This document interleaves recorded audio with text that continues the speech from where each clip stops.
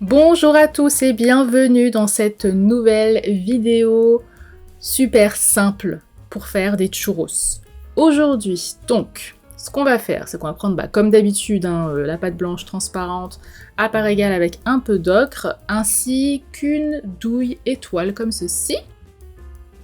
Voilà, donc moi c'est un lot que j'ai acheté il y a fort longtemps et je ne m'en sers que pour la pâte polymère. Je viens ramollir légèrement ma pâte dans l'eau parce qu'il fait pas très chaud en ce moment et du coup la pâte était super dure. Alors une fois que je l'ai ramollie suffisamment, je la mets dans la douille et je la pousse avec un outil qui était un peu trop gros, donc du coup ça allait pas jusqu'au bout, donc j'ai beaucoup tremblé comme vous l'avez vu. J'ai ensuite décidé d'utiliser un gros dotting tool et puis ça marchait beaucoup mieux. Donc j'ajoute la pâte au fur et à mesure, je pousse en fait dans la douille, et puis je donne forme aux churros comme je le souhaite. Une fois que je les ai tous faits, je mets tout ça au four 10 minutes à 110 degrés, il n'y a pas besoin de vous montrer 20 ans comment faire, c'est vraiment très simple. En attendant, je viens couper une planche de balsa, vous savez bien. Et je viens coller un morceau de cartonnette derrière pour que ça tienne mieux parce que je m'en sers comme magnette et le balsa il est pas très solide, enfin en tout cas celui-là est très fin. Je peins la planche en blanc aujourd'hui, voilà. N'oubliez pas de vous abonner et d'activer la cloche pour ne louper aucune de mes nouvelles vidéos. Je fais ce mélange avec ces trois couleurs, donc du blanc, du jaune tournesol et un peu d'ocre. Et donc cette couleur va me servir pour les churros. Donc je les peins tous entièrement de cette couleur pour commencer. Ce que vous entendez, c'est mon petit oiseau qui est sur mon épaule et qui veut des bisous. Donc on les peint tous. Donc vous en faites le nombre que vous souhaitez, ça va très vite. Donc faites attention parce que vous pouvez vous retrouver à en faire beaucoup. Donc moi j'en ai fait un peu plus d'une douzaine. Et ensuite, je prends de la peinture ocre et je la passe à sec, vraiment brossée comme ça à sec sans ajouter d'eau, pour légèrement colorer encore plus les churros. Puis je viens prendre de la peinture encore un peu plus foncée, c'est de la terre d'ombre... Non, si c'est de la terre d'ombre brûlée, il me semble. Non, ou du ciel naturel, oui c'est du ciel naturel, que je viens disposer principalement sur les arêtes des churros. Donc voilà, un peu aléatoirement pour donner encore plus une jolie coloration. Donc je fais ça sur tous les churros et voilà.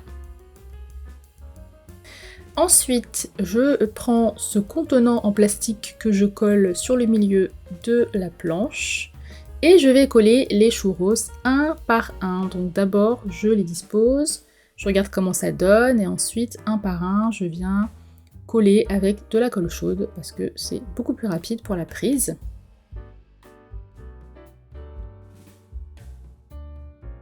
Comme ceci. Et j'en garde un de côté. Je prends de la poudre à embosser, du vernis, glacificateur ou non, on s'en fiche. Et je mets du vernis sur tous les churros, du moins toutes les parties qui sont visibles.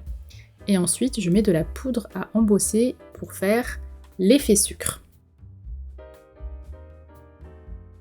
J'enlève l'excédent et je vais faire la même chose sur tous les churros. Donc là, on voit pas très bien, mais je vous montrerai mieux après le résultat. Donc on vient saupoudrer comme ça partout, c'est super satisfaisant, on adore. On n'oublie pas d'enlever l'excédent à chaque fois. Et une fois que j'en ai mis partout, je viens repasser un coup de vernis un petit peu partout pour créer des petits cristaux en fait, avec toute cette poudre à embosser, et je viendrai ajouter encore du sucre. Et voilà ce que ça me donne. Des churros bien sucrés, comme à la fête foraine. Mais il manque quelque chose, il manque le chocolat, et oui. Donc je prends de la peinture acrylique foncée, voilà, d'une couleur chocolat, de la résine UV, et je viens mélanger la peinture à la résine UV. Alors ce combo fonctionne très bien, il faut juste penser à chaque fois catalyser de fines couches pour que ça ne reste pas mou en fait en dessous et que ce soit pris au-dessus. Donc voilà. Là, l'assiette n'a pas vraiment beaucoup de fond. Ensuite, je prends un autre churros où je vais mettre du chocolat et je vais essayer de l'accrocher un petit peu en suspension, comme dans les mini-verses. Si vous n'avez pas vu la vidéo, je vous invite à aller la voir sur ma chaîne. Et voilà ce que ça donne. C'est trop mignon, j'adore. J'espère que cette vidéo vous a plu. N'oubliez pas de vous abonner, d'activer la petite cloche pour ne louper aucune nouvelle vidéo. Et je vous fais de gros bisous. Ciao ciao!